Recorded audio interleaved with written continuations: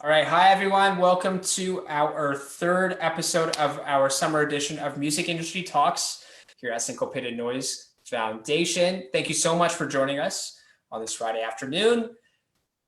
As we have always done throughout our music industry webinars, we are spotlighting a new guest today. For those of you who do not know, Sincop8ed Noize Foundation is a nonprofit organization in which we look to support and promote independent Canadian musicians and give them some sort of platform or spotlight in order to share their musical journey and tell us their story, especially during a time right now of COVID-19, a global pandemic where live entertainment has really taken a hit and they don't have the opportunity to showcase their journey and share their story with their fans that keep them going. So today we are going to continue that. However, first, I am going to give everyone some time here on Facebook Live to share the link. Please do take the link, share it on your profile so all your friends, family, your entire network can watch. In the meantime, while we wait for those people to join, you can take some time and follow us on our social media platforms at Sincop8ed Noize, Facebook, Instagram. We have a new YouTube channel. And for you professional networkers, we are on LinkedIn as well. So please take some time at Sincop8ed Noize, Sincop8ed Noize Foundation. And as we wait, and as I warm up, I am going to welcome our guest in about 10 to 15 seconds. Okay, but I am going to remind you that we do want to make these things free, and we want all the access given to absolutely everyone, and we can't do that without you. Please visit our website so that you can help fund us and make sure that these events remain live and free. GoFundMe, there's a link on our website. Please take a look. Now that you've been able to share, now that our guest is warmed up, I am going to welcome him in. He is a brooding darkness of musical journey. His self-taught brilliance is heavily influenced by rock and jazz legends like Nina Simone, Etta James, David Bowie, and even Prince.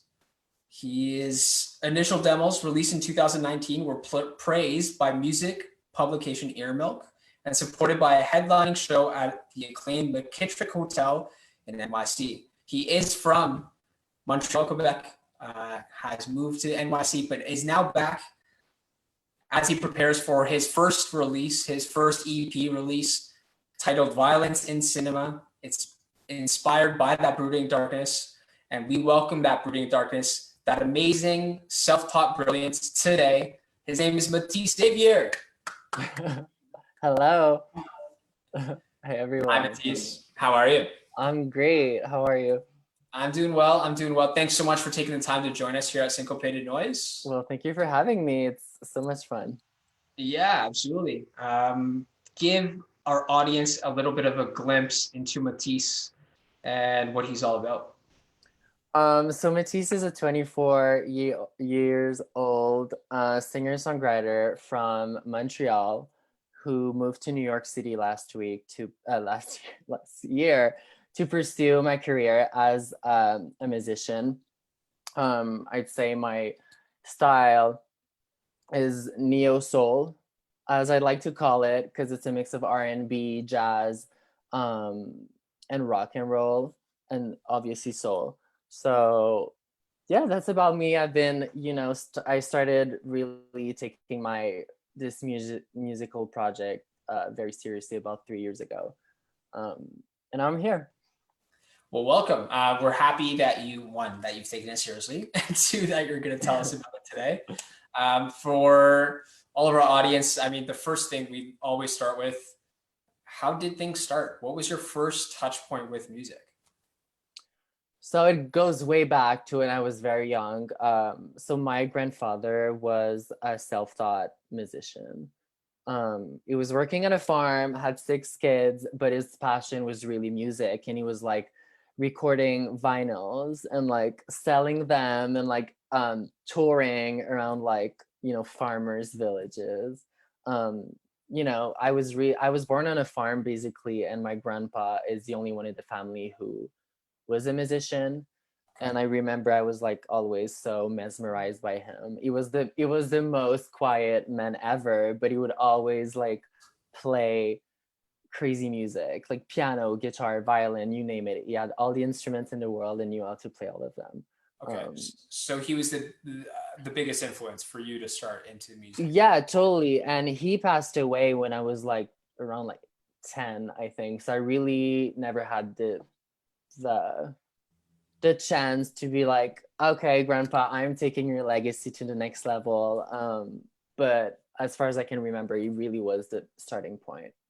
I'm look, I'm one of those people that believes in this. I'm sure he knows. I'm I'm sure sure he knows too. Yeah. yeah, he's taking it. Same. You're taking his legacy, which is awesome. Yeah. With that being said, is there a certain lesson that he taught you? Is it just the whole aura of playing music, getting in touch with music, and having that share your story, or is there something else that he was able to teach you through music? I think it's really the hustle. Because Okay. like I said, he had 6 kids, had a farm to run. Obviously, he was living in a town less than 1,000 people living there. Okay. So I think it's really the hustle of him, you know, after, feeding the kids, like taking care of the farm, which is so much work, he would literally work on music and like do shows and market himself. And this was like way back. So um no, it's really like, he was like doing everything by himself, even like learning music. And Okay. he did it because it fed his soul more than Yeah, anything absolutely. else. I mean, So it's really, yeah, this idea of the hustle. okay. So you're hustling. I mean, you're self-taught, right? Yeah, always hustling. I Yeah, think, yeah. always hustling.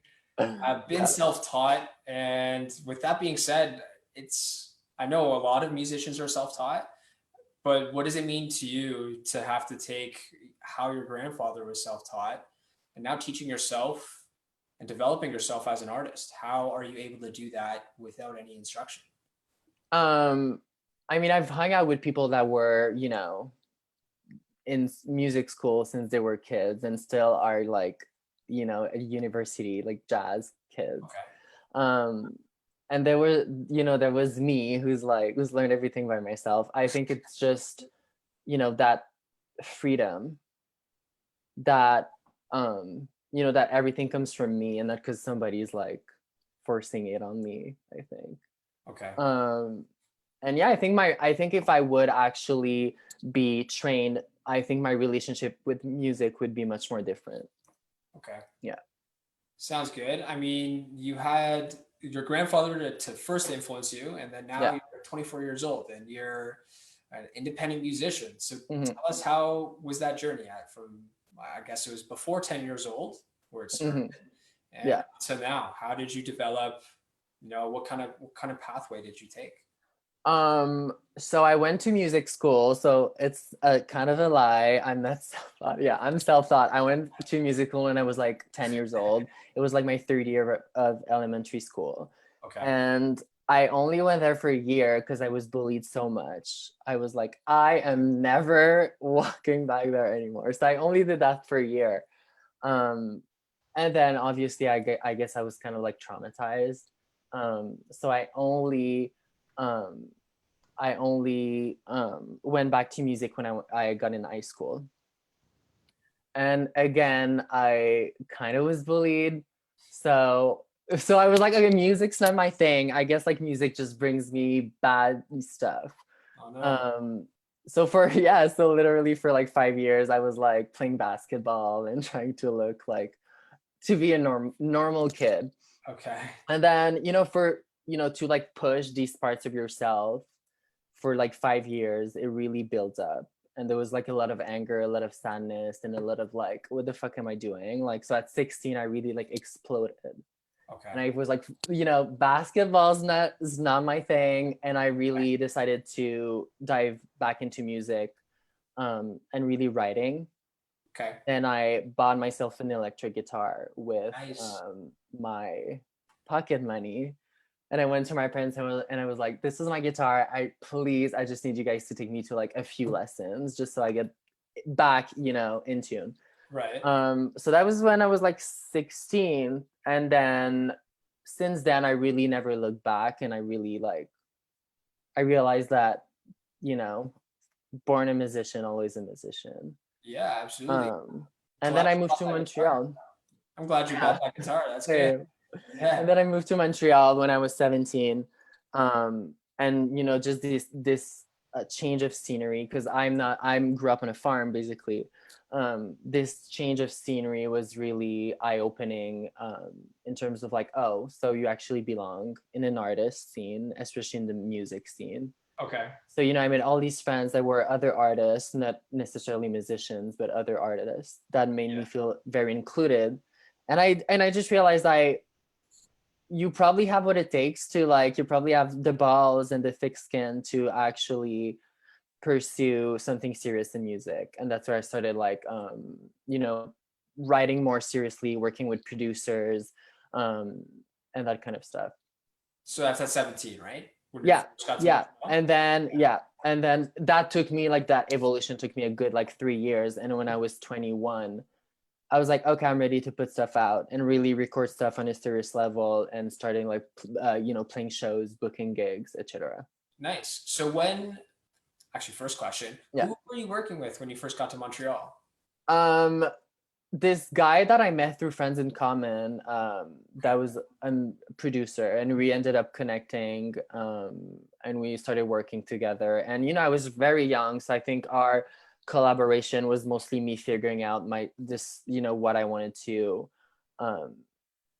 put out, because music, I think it's growth, and you might have your specific genre, but there's so much growth that can happen, like, in a matter of, like, week or months. Okay. But yeah, my first collaboration was really perfecting my sound and what I actually wanted to do, because I feel like there's so many things you can do and you basically have no limits.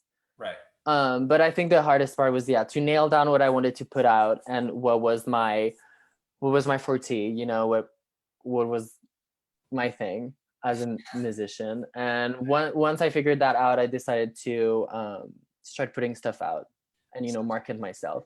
Okay. So I got a question for you. When was the first time you got either on stage in front of an audience or just received feedback on your musical style or what you came out with?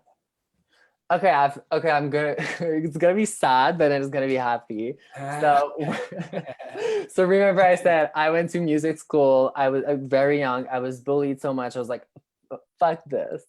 And then I went to high school, and I actually performed in front of, like, the first time I ever performed was in high school. Nice. And two of my teachers after my performance put me aside, and they were like, listen. And I always remember this. They were like, listen. Okay. You could totally do something, like, in the music industry, like work in the music industry, but we don't think you should be we don't think you should be like a singer, because you sound like a female, and people are gonna make fun of you. Okay. And I was like, okay. It's like my first year of high school. I was already, like, bullied. I was like, it's your teachers, you trust them. Right. Don't trust all your teachers. So I was like, okay, you're right, I'm quitting. And then when I moved to Montreal, then I really had a stronger self of, believing in myself. Right, as you should. Yeah, as everyone should. But it takes time. But so I decided to, once I started putting out music, I decided to, seek these, like, smaller venues to try my stuff and how it would be received. And the first, like, show that I played was at Divan Orange before it closed. Okay, nice. Yeah. I hope a lot of the Montreal audience knows that place. Yeah. Honestly, I had to. It was like, I need to. Okay. It was a good, like, first show as myself. Yeah. Okay, so that's how you, like, built up. Hey, you know what? I can play this. I got feedback, and then I'm sure you played other shows in Montreal too. Totally. Yeah. That was just, like, the beginning. And I just performing is actually one of my favorite thing about being a musician. To me, it's such a special moment. So I played that. I played a couple of shows. Okay. Here and there. Awesome. I mean, first off, I don't know if those teachers are watching. I hope they are, just for Mathis' sake. Oh my God, yeah. I'm sure they know about me. Yeah. Guess what? He can sing, and he's out here singing. And we welcome it. We're happy about it. So hopefully they're not teaching anymore. Sorry, I didn't say that. Did not say You that. know what? It's fine. Yeah, it's fine. Whatever. With that being said, Yeah. I mean, I gotta ask you this. You do identify as queer, correct? Yeah. Yeah. And Proud. yeah, as you should be. And I mean, that's one challenge where your teachers take you aside and say, "Hey, listen, you don't sound like a regular male. You shouldn't be singing." Yeah. Meanwhile, that's not the case. And welcome Hmm. to 2020, where we allow Mathis to Yeah. be singing, and as he should be. Should Hmm. have been allowed this entire time. Can you speak about what kind of challenges you may have faced when you first started in the music industry, even after that grade 9 performance where the teachers didn't allow you to, but you Yeah. still went ahead and tried to put on some showcases in Montreal? I'd say, um, queer or not, but probably because I come from a place of trauma, let's call it, as most queer people do, Right. um, was to really, in every situation, whether it's like booking a gig or having an interview, or it's to present yourself with the most confident. And I think that's a learning process, because especially when you're started in music, you basically want to please everyone and make sure that you're at a level where everybody's gonna like you, everybody wants you to be there, you don't want to miss any opportunity.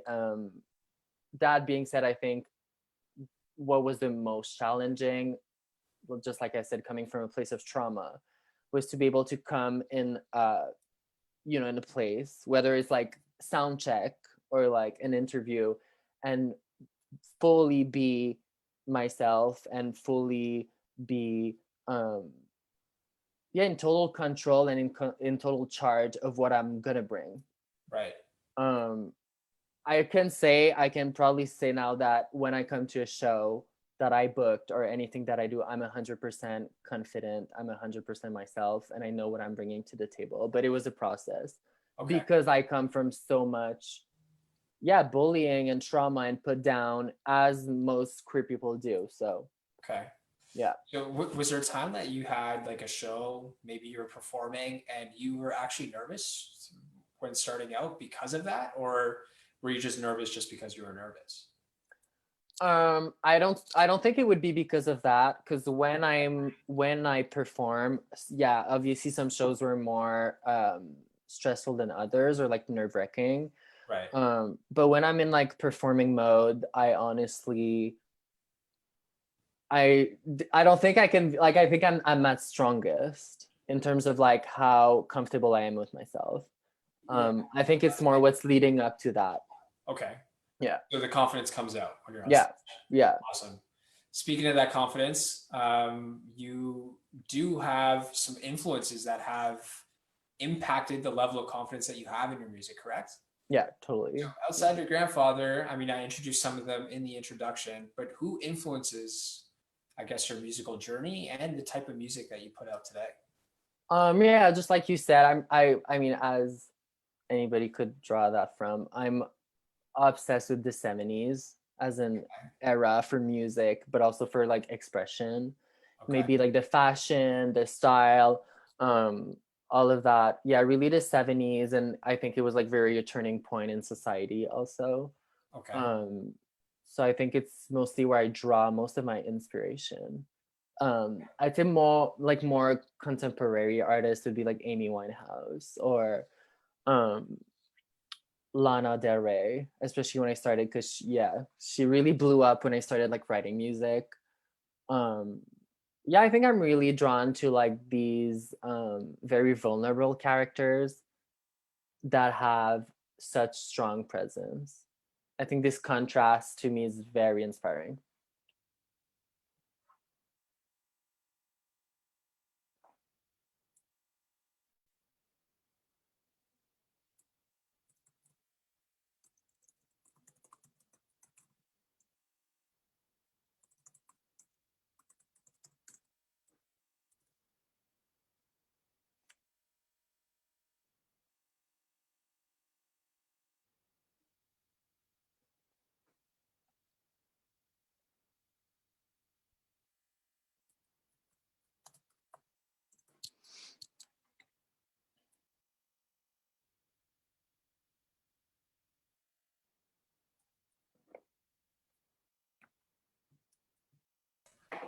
Hi, everyone. We're back. We're back. I'm so sorry about that. All good. Unstable internet connection. I think we can thank COVID. Let's We throw that can on. blame everything on COVID. We've been doing that. We're like, oh, COVID. Yeah, Oh, everything COVID. yeah, everything COVID. I'm so sorry to cut you off. That's fine. Yeah, I mean, go on. Yeah, and I was just saying how I'm very inspired by very vulnerable artists that are 100% vulnerable in what they do, but I've also like so much confidence when it comes to like their strength of character. Okay. Yeah. Awesome. With that being said, I mean, COVID just affected this webinar. So if you didn't have some sort of change because of COVID, well, we just threw one on you because of the unstable connection. I'm sorry about that. Obviously, all musicians everywhere are dealing with the pandemic, and they have to change up what they're doing. So I wanted to ask how it's influenced you and what kind of things you have to do differently because of the pandemic. So for me, I was already in like a prepping for a release moment. So I did a few shows in New York City before COVID happened, which I'm lucky I did. Right before it happened. I mean, for me, it was mostly, I would say beneficial. I think it was a good timing, just like I said, because I was prepping to put stuff out in this fall. So it just really gave me so much time to breathe and to perfect my craft and to really make music for the sake of making music, and not to be like, oh, I have to finish this tune because I'm playing this show next week, or oh, I'm going in the studio, so I need to like make sure my lyrics are like all these kinds of things that COVID literally put a break. Right. So I just really made the most out of it, surprisingly. Nice. I mean, at first it was definitely distressing. Right. But the thing about being a musician is that you rarely know what's going to happen next. Right, absolutely. So you're kind of prepped to be in a pandemic because you're like, this is the way I've been living for the past like few years. So it could just be fine.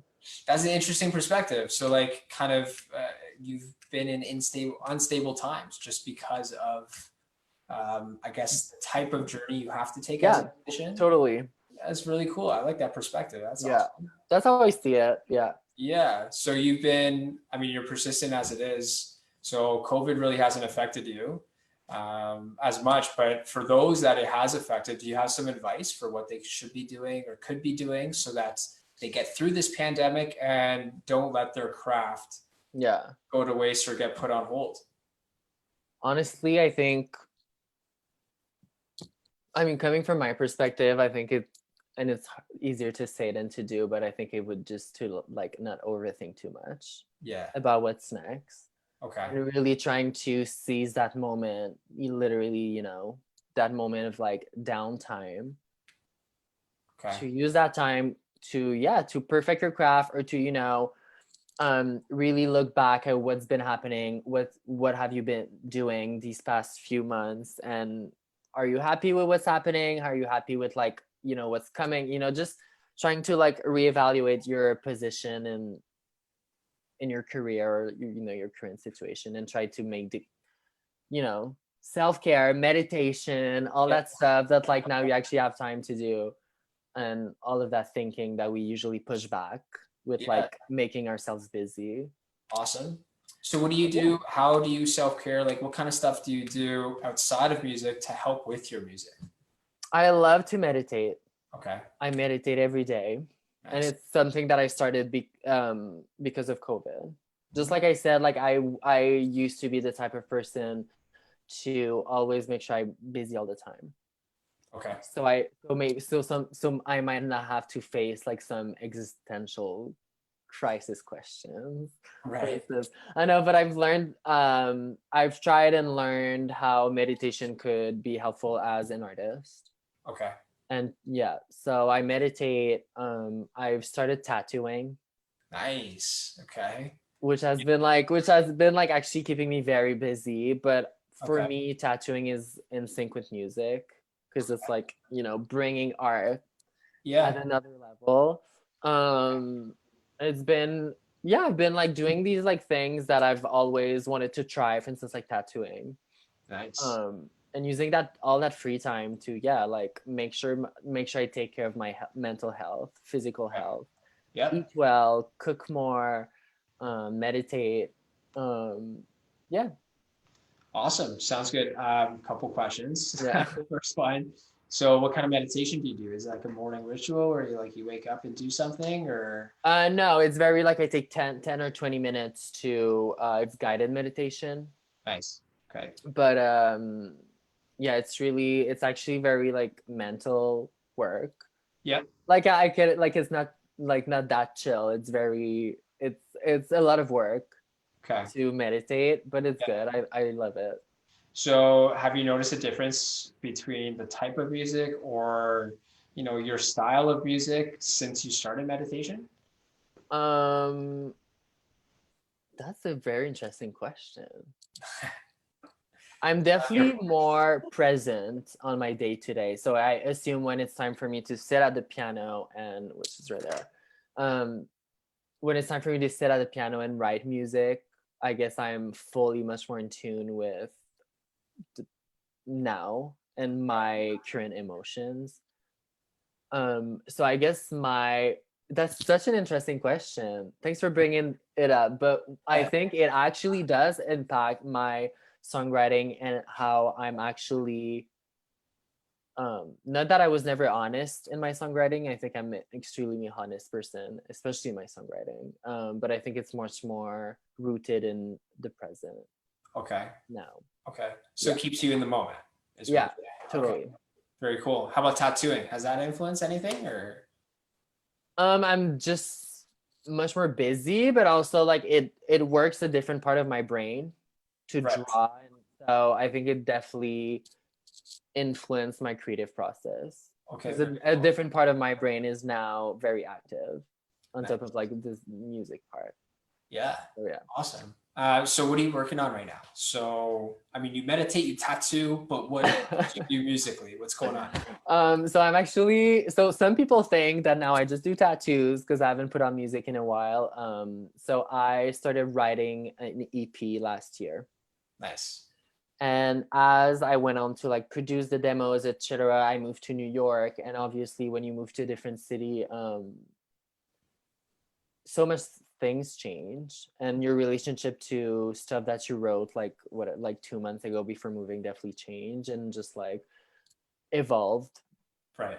So I've been still working on that EP, which is finally we're gonna put out a few singles in the fall Okay. with 2 music videos. Awesome. So I don't know when the EP is coming out. I Okay. wish I knew. But what I know is that I have 3 singles coming in the fall. Nice. Yeah. What's the EP so our audience knows? So it's titled Violence in Cinema. Okay. And the visuals and the overall vibe or like atmosphere is inspired by iconic horror movie scenes. I'm a fan of cinema, especially like horror movies or yeah, like violence Really? stuff. Okay. Why do you smile when you say violence? Because it's so weird to be like, I'm a fan of violence. No, I hate violence, honestly. But what I think I'm just saying when you're saying that you're a fan of violence, when you laugh, it's a little creepy. yeah, I know. That's why I was like, am I really saying this? No, what I'm saying is that I'm really interested in how it is portrayed in cinema. Okay. And the stylistic and artistic choices are very interesting to me. Okay. So that's what I mean. So yeah, it's neo soul infused with a lot of jazz. There are going to be French songs on it, which I'm super excited about because my first language is French, but it's actually the first time that I wrote music in French. Okay. So I'm really embracing that part of myself in this EP. Yeah, honestly, I'm super happy about where it's coming. It's gonna be cute. Yeah, it's very cute. Violence in cinema is gonna be very cute. Okay. Okay. Again, stop saying violence and smiling. It's not. I You have don't a little think. bit of a Joker vibe when you do that, man. I mean, yeah, well, totally Joker vibe. When you were a kid, did you get scared of horror movies or no? You loved them. I was traumatized, so Okay. traumatized, but I also, but you grow out of it. Yeah. Um, Fair enough. Fair enough. yeah. Fair enough. So now you get influence from them. You're inspired. Yeah, no, I'm just, yeah, just like I said, I'm a huge like cinema fan, Okay. and especially like the thought process behind it. Okay. So What about outside of cinema? Like who are you listening to right now? I'm listening. Wait, I have my phone here. I'm really into this. These guys my age who are really taking soul, jazz music, very like older styles and bringing them into the new age production Okay. processes. So I would say like this girl called Madison Ryan Ward, um, Charlotte Day Wilson from Toronto, Yellow Days. Um, I don't know. I'm really eclectic with what I listen. I think Okay. I know how to recognize good music across genres. It Okay. just needs to be like heartfelt and honest. Okay. It just needs to feel, natural and organic. Yeah. Depending, no matter what is the style. Okay. Very cool. With that being said, I missed the question. If you don't Uh-huh. mind, I'm gonna backtrack a little bit. So you moved to NYC, but you're back in Montreal, Yeah, and you're working because on of an COVID. EP. Yeah. Yeah, and you're working on the EP. You're working on it here, correct? Or are you Yeah. virtually working on it? So the producer I'm working with a couple producers. One of them is in LA, one of them is in Toronto. Okay. So right now, obviously, we have been doing remote work. But now I'm gonna go to Toronto at the end of the month and finish a few songs. Okay. Very Yeah. sweet. Awesome. In the meantime, I know that you're out in Montreal. Bars opened up, is that right? Or like the air live, not live, but I guess the public is open. Yeah. Have you been going out? Or are you back in Montreal, kind of experiencing the city of Montreal again? I mean, yeah, sort of. Sort of. I think it's a very personal, personal thing how you deal with like COVID in like large places. I'd say Yeah. like now I'm really chill about it because I know that um Quebec especially is doing like a great job. I Yeah. personally think Quebec is doing a great job at handling it. I come Okay. from New York where it was like Yeah. very bad. Okay. Even though they were really trying to do their best, it was just like very hard. So now I feel like safe, and like honestly, like I as much as I miss New York, I came back here because of COVID. I'm really happy about how things turn out because I'd rather be here during a pandemic. Yeah, absolutely. Um, I agree. I feel safe. I feel safe and being. everything here sort of feels like back to normal, and I think it's Montreal's a great city, so I'm Yeah. happy that we're back on some lighter, better days. Yeah, absolutely. With that being said, I mean, what do you think is happening with the music industry now that the pandemic is not that it's, back to complete normalcy, but we've now been experiencing it for several months Yeah. and wanted to get your take and your lens on what we're looking at and what we should expect. Yeah, I think we should expect much more DIY stuff to come out. Okay. Um Especially from like even bigger artists, Okay. you know. I think a lot of like self-made musicians are going to come out in the next month with like really fire stuff. Okay. Nice. Um that's my feeling about it, and which is good. Like I feel like I'm like a DIY musician, and I've Yeah. been really appreciating this time. So I'm sure I'm not the only one out there who's taking the time to, perfect their craft. Sounds good. Now you got Yeah. the DIY stuff. I mean, that seems to be something that you look forward to, Yeah. and then that kind of comes out. I think a little bit in your music. I know you talked about the dark, romanticizing and Yeah. some of the horror stuff as well. Yeah. Different types of genre influences. With that being said, I wanted to ask, is there anything else? Maybe it's like a life experience or anything like that that you see that always comes out in your type of music that you put out? Um, I would have to say like boys and heartbreak. Okay. Literally boys and heartbreak Yeah. Okay. always. Awesome. With that being said, another question for you. Yes. You identify as queer, and Yes, I do.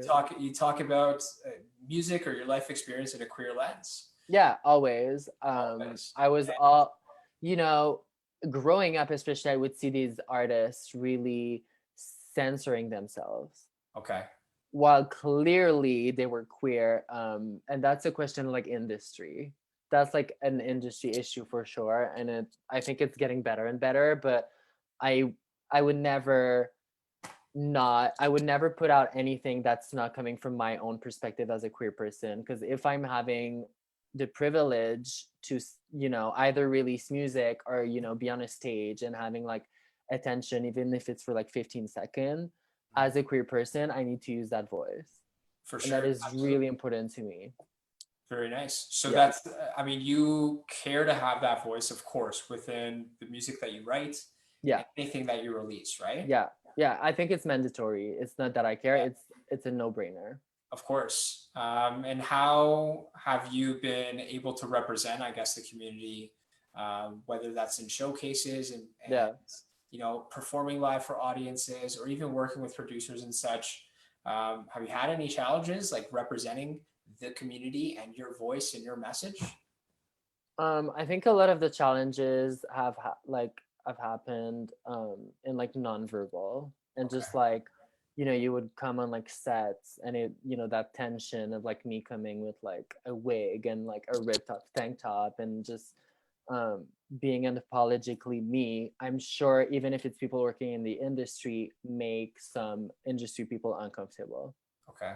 um but besides that, and it's taking me back to what I said in the beginning, it's really up to you as an artist to take charge Yeah. about who you are as a musician, and this is me, this is my project, and this is what I'm bringing to the table. And I think that once you have that energy, there's not even these little like tensions cannot really affect you. Awesome. Yeah, So that's how you overcame it, just through totally. personal development, personal Yeah, confidence. 100%. Awesome. So I mean, I was going to ask this. It seems like that's going to be your answer, but could be different. What's one piece of advice that you can give to our audience or anybody else listening, where not only music that they can conquer if that's their craft or anything else that they Anything, can yeah. Okay, it's gonna sound real cheesy, but trust yourself, trust life, and this is really something that I learned this year.